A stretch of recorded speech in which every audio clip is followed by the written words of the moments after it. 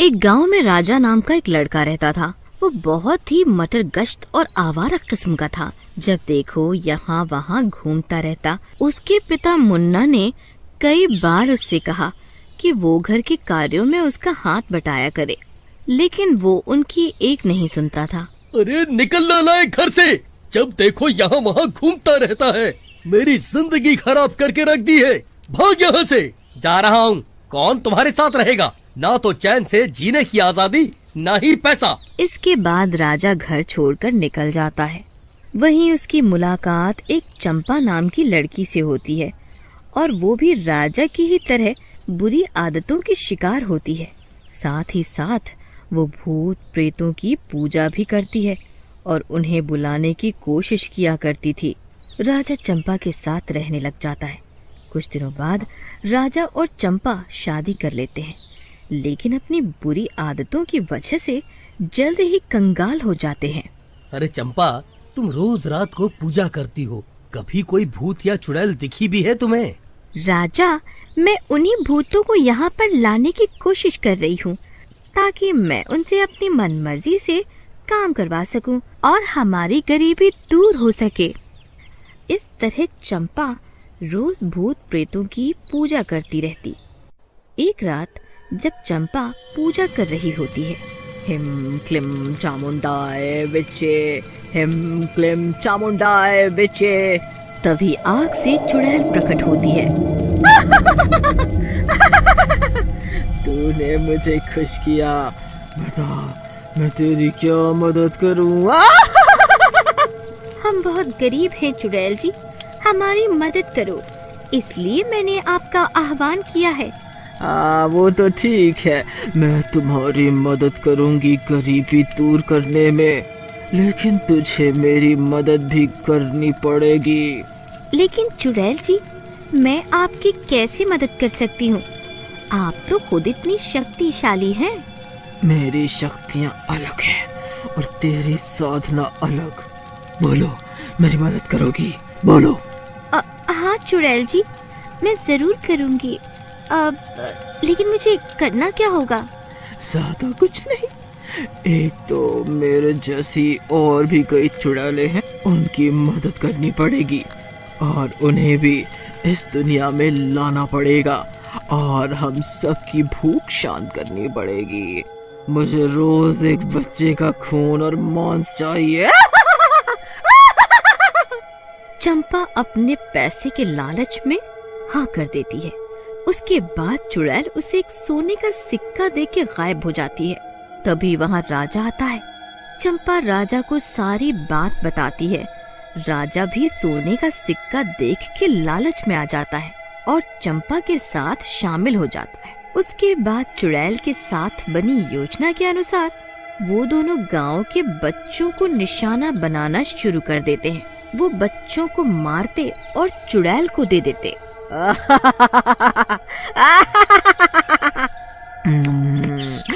मजा आ गया, तुम अपना काम सही से कर रहे हो, ऐसे ही काम करते रहो, मैं तुम्हें जल्दी इस गांव की सबसे अमीर बना दूंगी।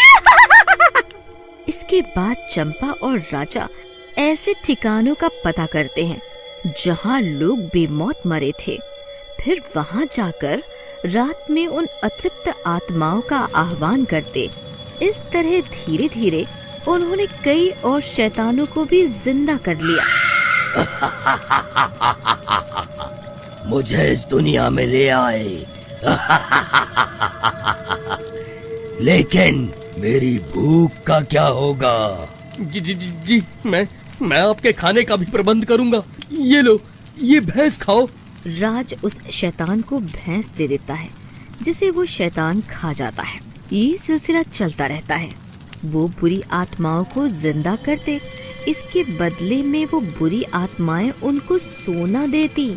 धीरे धीरे चंपा और राजा दोनों अमीर होने लगते हैं। उधर गांव में होने वाली बच्चों की असमय मौत से गांव वाले भी काफी दुखी थे। उसी गांव में दिनेश नाम का एक व्यक्ति भी रहा करता था, जो कि इन दोनों पर शक किया करता था। गांव वालों, हो ना हो, इस राजा और चंपा पर मुझे शक होता है। कहीं बच्चों की मौत में इनका तो हाथ नहीं। पता नहीं भैया, कुछ भी हो सकता है। देखो, इतनी मौत हो गई लेकिन इनके चेहरे पर कोई अफसोस तक नहीं है। फिर गांव वाले उन पर नजर रखना शुरू कर देते हैं। एक रात चंपा और राजा एक मरी हुई बिल्ली और एक बेहोश बच्चे को उठाकर ले जा रहे होते हैं कि तभी वहाँ दिनेश आ जाता है। ये बच्चा कहाँ लेकर जा रहे हो दुष्टों? क्या करते हो तुम दुष्टों इन बच्चों के साथ? मैंने पहले भी कई बार देखा है तुम दोनों को तंत्र मंत्र टोना टोटका करते हुए। ये शोर सुनकर बाकी गांव वाले भी वहाँ आ जाते हैं और राजा और चंपा को लाठी डंडों से मारने लगते हैं। अरे रुको, मेरी बात तो सुनो। लेकिन गांव वाले उनकी एक भी बात नहीं सुनते और उन्हें मार पीट कर बाहर निकाल देते। राजा और चंपा दोनों गांव के बाहर अकेले रहने लगते हैं। उसी रात चुड़ैल फिर आती है। चंपा, मेरा शिकार कहाँ है? मेरा शिकार कहाँ है? जी, वो आज नहीं है। आज हमें गांव वालों ने पकड़ लिया था और बहुत मारा, इसलिए आज हम कोई बच्चा नहीं ला पाए।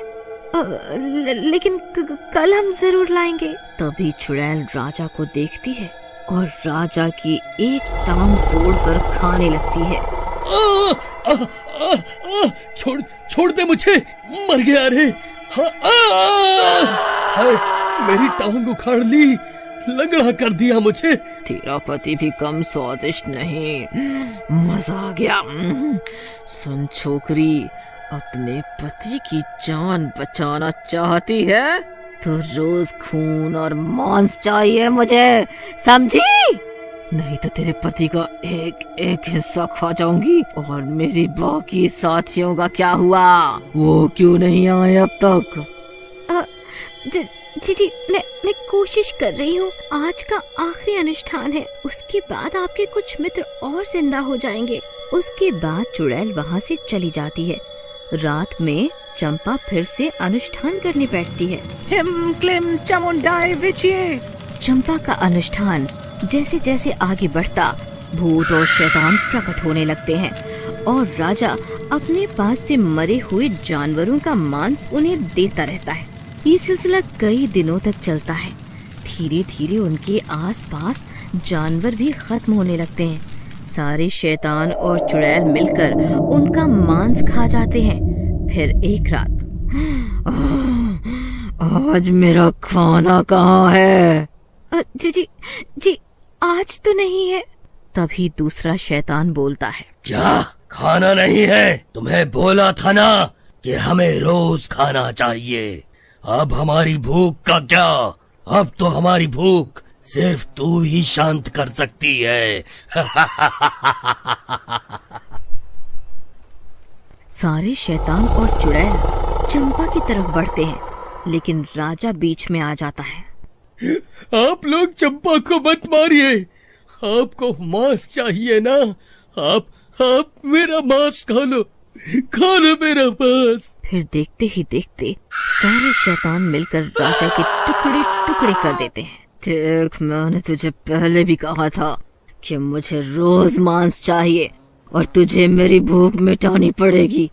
अब तो तू चाहकर भी इस जाल से नहीं निकल सकती। तेरे मरे बिना तुझे हमसे मुक्ति नहीं मिलेगी। इसके बाद शैतान वहाँ से चले जाते हैं। अगली रात चुड़ैल और शैतान फिर आ जाते हैं। अब तो मेरा पीछा छोड़ दो। अब तो मेरे पास तुम्हारी भूख मिटाने को कुछ भी नहीं है। कुछ नहीं है? तू तो है। वैसे भी तू हर शरीर के बदले सोना लेती है हमसे।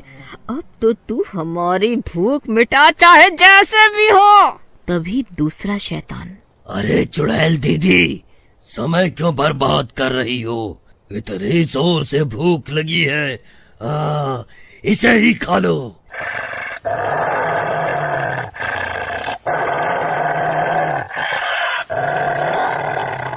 ऐसा कहकर वो सारे चंपा को खा जाते हैं।